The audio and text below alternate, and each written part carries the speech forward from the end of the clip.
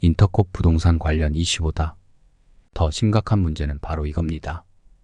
인터콥의 문제는 무엇일까요? 인터콥을 이끌고 있는 최 본부장이 선교에 돈으로 막대한 부동산을 사들이면서 공적 자산을 사유화한다는 의혹이 제기됐습니다.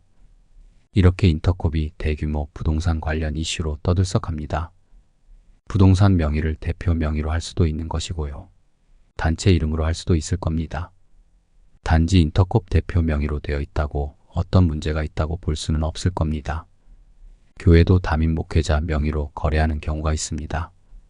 대거 인터콥 선교사들이 나가고 바로 선교비를 돌려주고 있지 않다고 하는데요.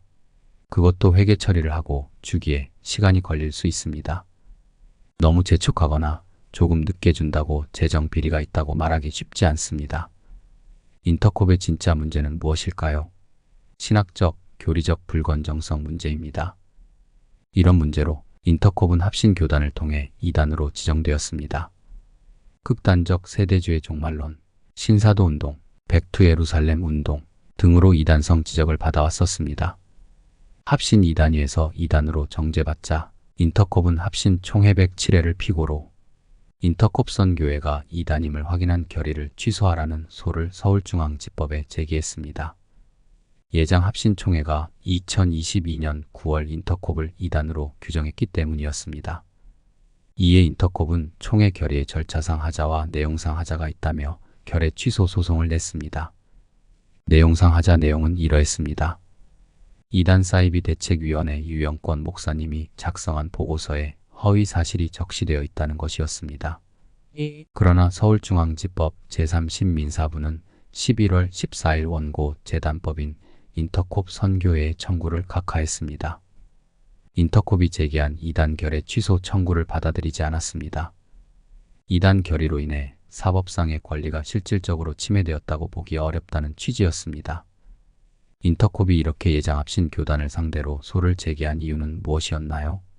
이는 2022년 합신 교단이 최초로 인터콥을 공식 이단으로 규정했기 때문이었습니다.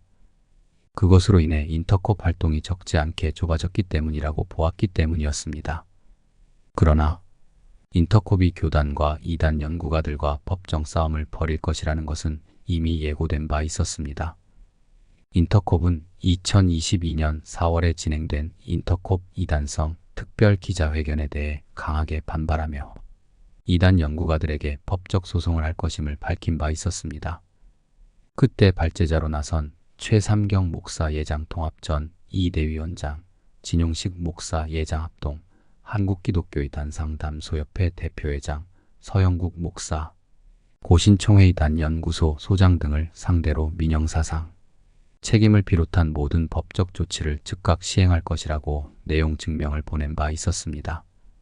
이번 1심 판결이 나온 후 유영권 목사님은 신앙과 종교 문제를 세상 법정으로 가져왔다는 것 자체가 바람직하지 않은 일이었다고 생각한다라고 말했습니다.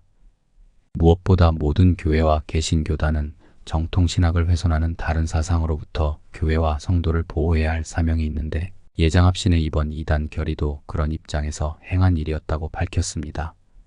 즉, 인터콥의 문제는 무엇인가요?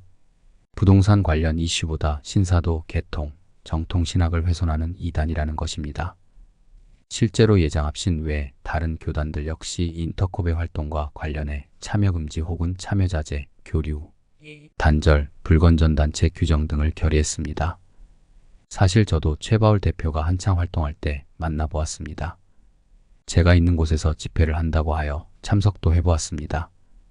그러나 그때 종말론적 메시지는 아주 흥미진진했지만 신학적으로 검증되지 않은 내용이 있었습니다. 우리 모두는 종말론적 신앙을 가져야 합니다. 믿지 않는 땅에 선교도 해야 합니다. 하지만 좀 더 건강한 신학, 교리, 신앙을 바탕으로 해야 합니다. 이런 상황에서 인터콥은 자체적으로 신학, 교리, 선교적 수정, 보완, 개혁이 필요합니다.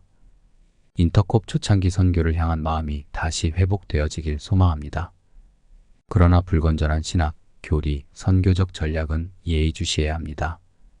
사실 표면적으로 보이는 것이 문제가 아니라 영적, 신학, 성경적 건전성이 회복되어야 합니다.